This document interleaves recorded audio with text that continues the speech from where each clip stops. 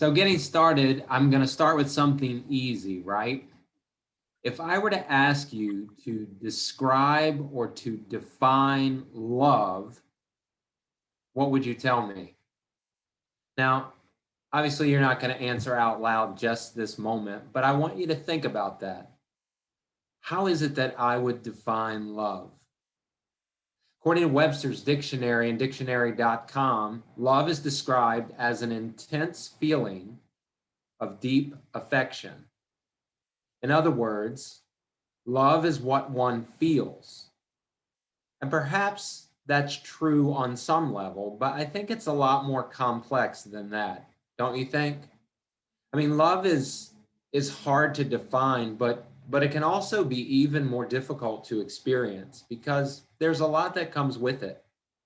There's warmth, but there's also pain. There's joy, and yet there's uncertainty and vulnerability. Love is a many splendored things, and yet, as the Jay Giles band once sung, sometimes love stinks. For thousands of years, we've written about it and we've sung about it and we have felt its effects, but still, it's not always so easy to wrap our arms around, is it? In fact, to more fully conceptualize what love is, the ancient Greeks came up with 4 different words to describe it.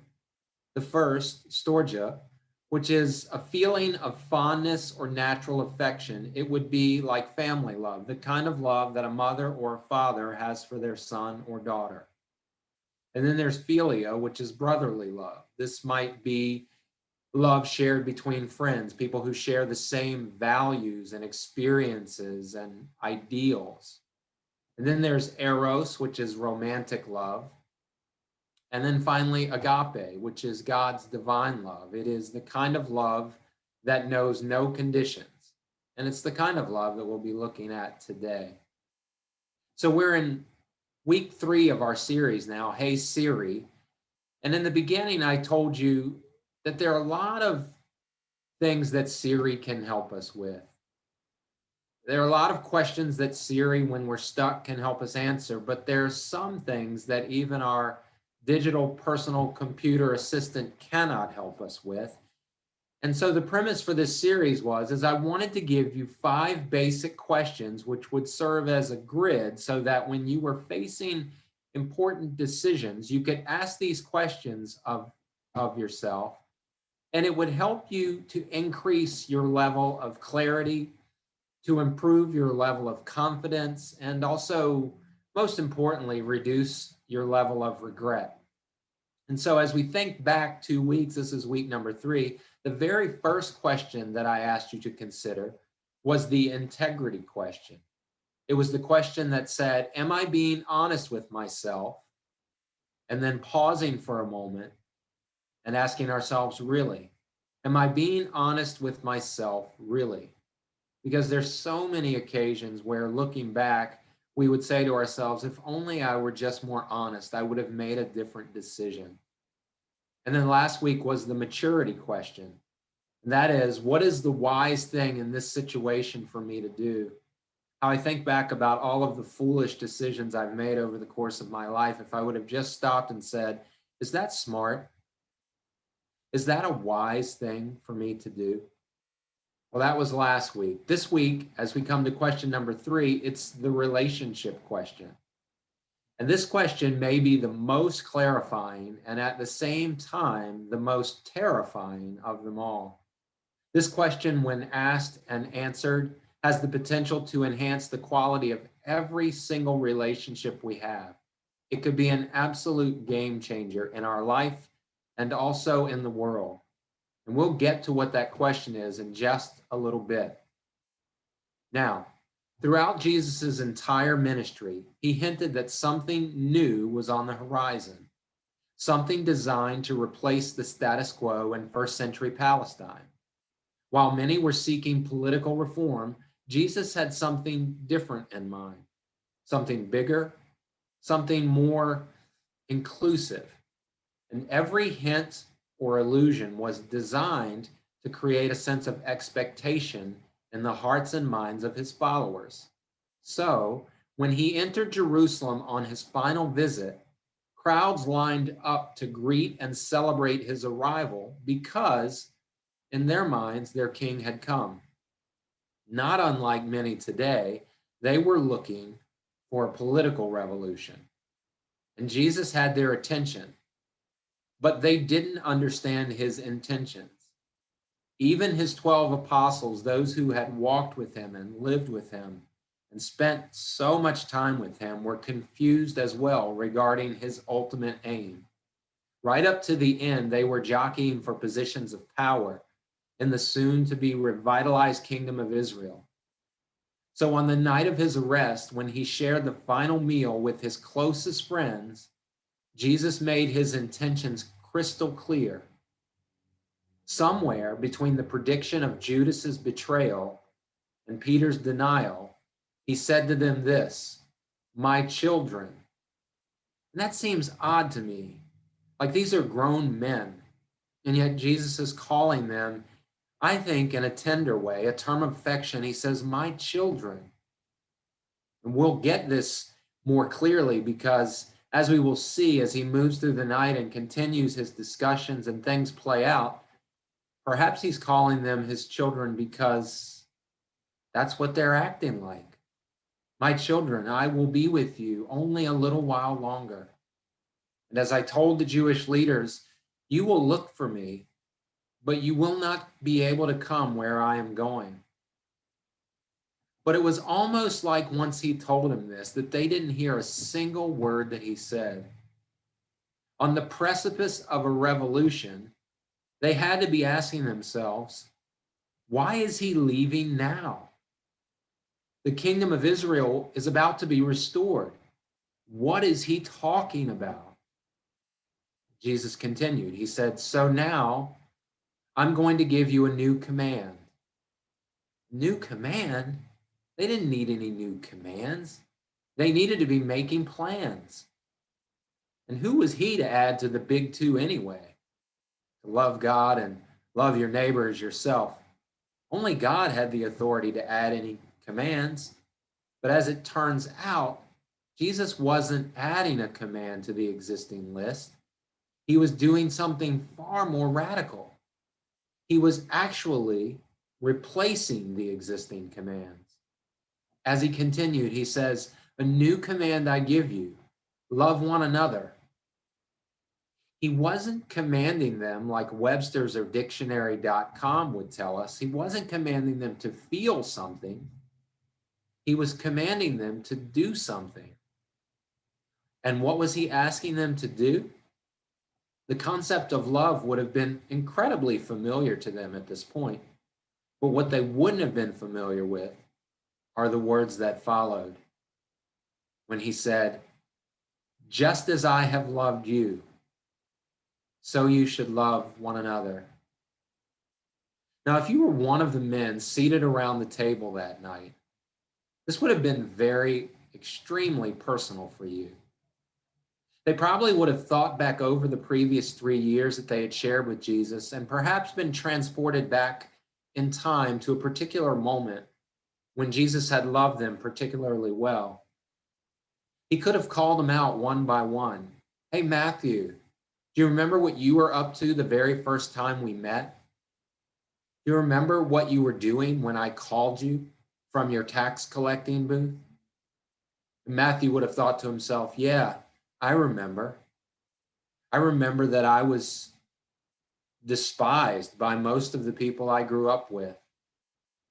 I remember that I was working for a trader, and every day I went to work, how bad I felt about myself, but yet not bad enough to stop skimming off the top and making personal gain from the people who I once called friend.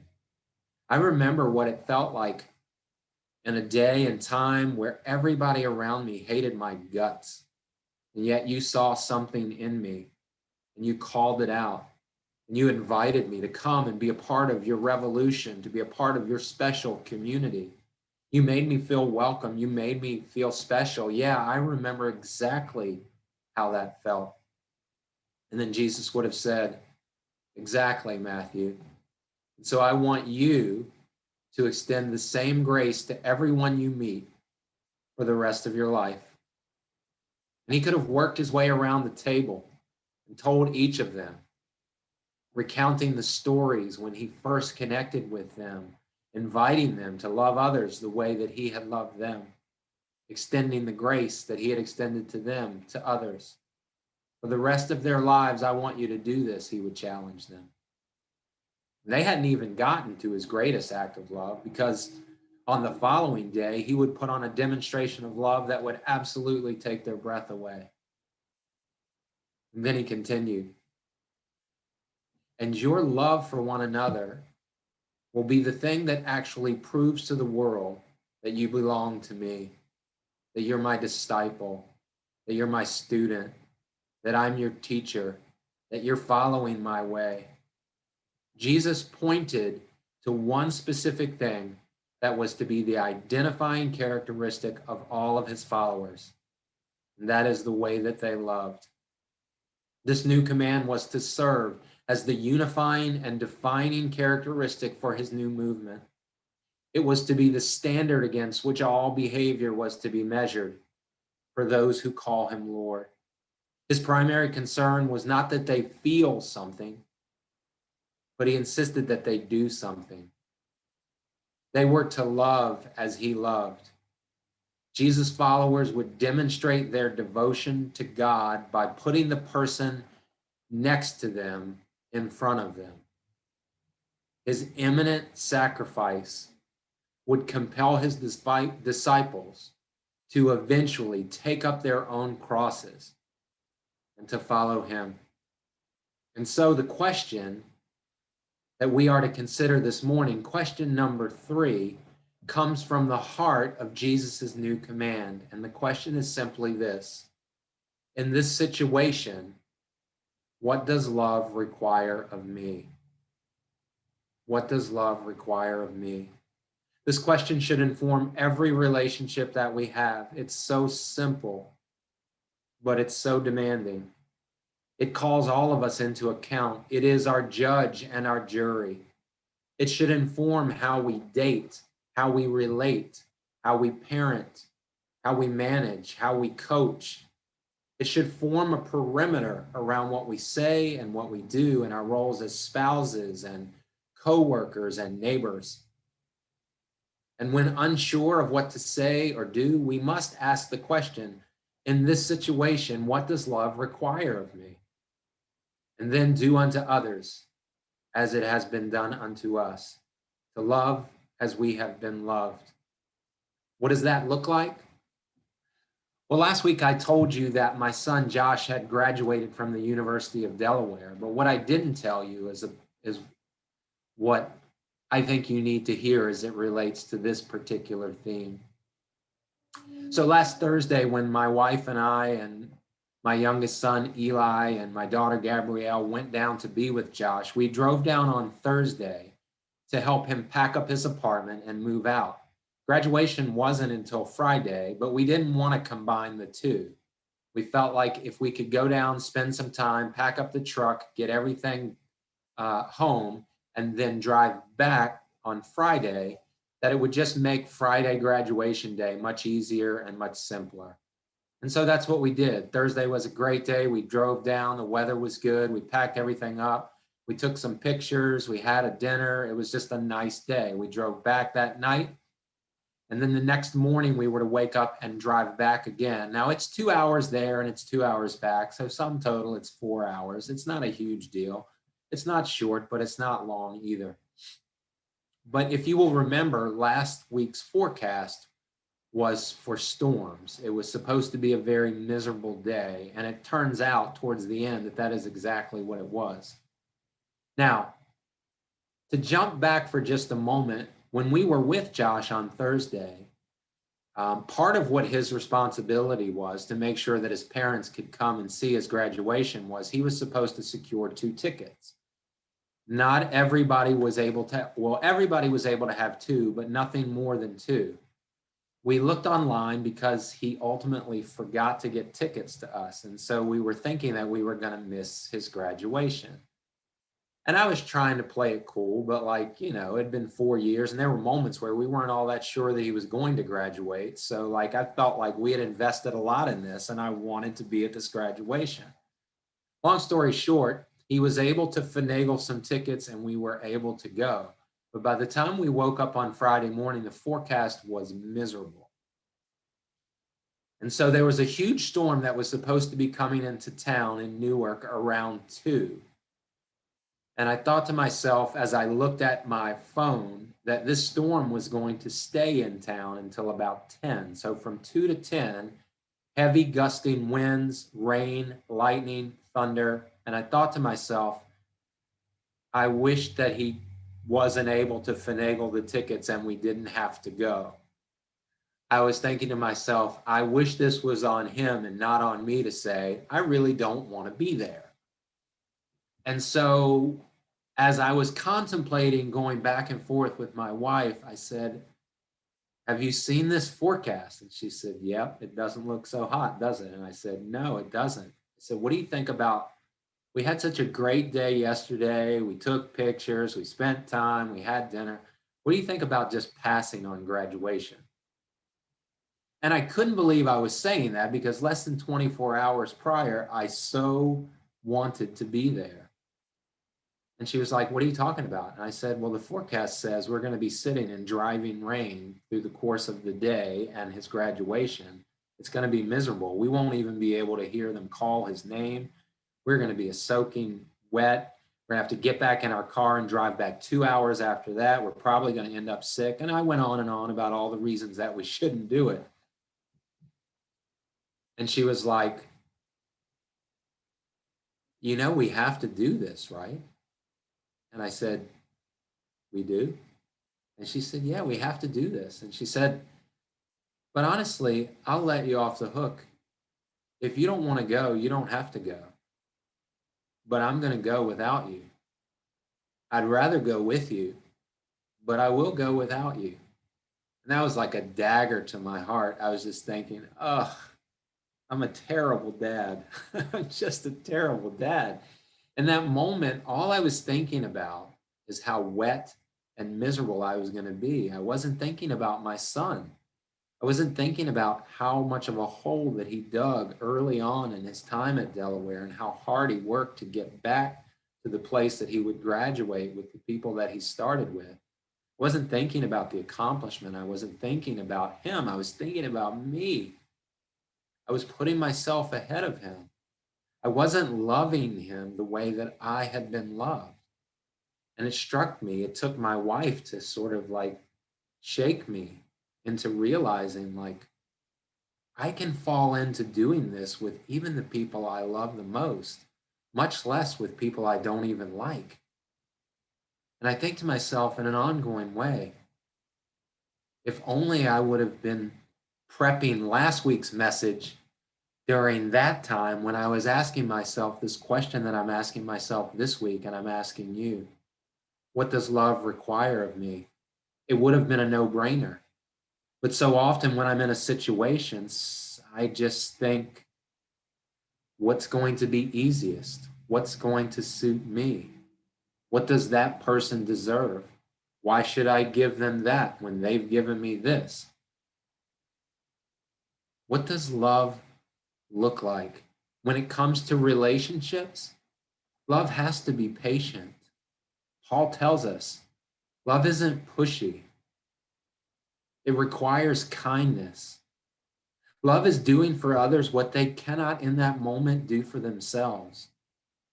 Love requires us to show honor to others. It never treats another person dishonorably, disgracefully, indecently, because Jesus never treated anybody that way. From the tree, from the cross of his own death, with people who deserved nothing but curses, he blessed them and forgave them. Love requires selflessness. It requires sacrifice. It puts the needs and the interest of others ahead of our own. Love isn't easily angered. It isn't stirred up. It's not provoked. Instead, love absorbs. It puts the other person's story ahead of our own. It requires us to forgive, and it keeps no record of wrongs. Love always works to protect the relationship. It always trusts. It always hopes, and it always perseveres. And so, despite what others deserve, that's what love requires of us. And when two parties embrace this ideal, there's virtually no obstacle that can't be overcome. What does love require of me? This singular command is how we make the world a better place. But the thing that I haven't said is that sometimes it just doesn't work. Sometimes we can give people what they need, not what they deserve. We can be kind. We can make sacrifices. We can forgive. We can persevere. We can do all of the right things. And sometimes the response in kind is to be nailed to a tree. But I think in Jesus's life and in his death, he shows us that that's what his kingdom is about. It's not political. It's centered around the ethic of love. And we are to love not as others deserve it, but as we have been loved. And so, question number 3 for us as we move into the rest of our day and into a new week is simply this: what does love require of me?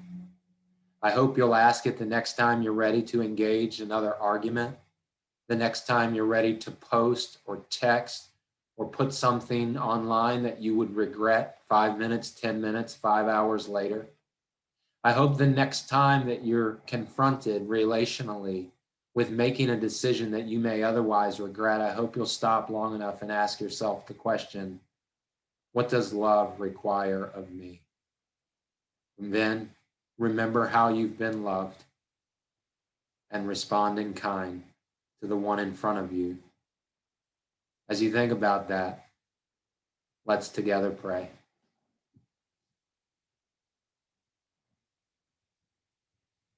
To ask the question, Lord, what does love require of me, is so challenging, and yet it is so important, so critical in our life with others. Much like the disciples could have remembered a point in time where you called them into something greater than themselves, I ask that you would help us to remember a point in time where you looked on us with favor, and by your grace, you called us into your new community. And I pray that as we remember that, and as we receive what you offer, that we would in turn give it to those who most need it. In the name of Christ we pray.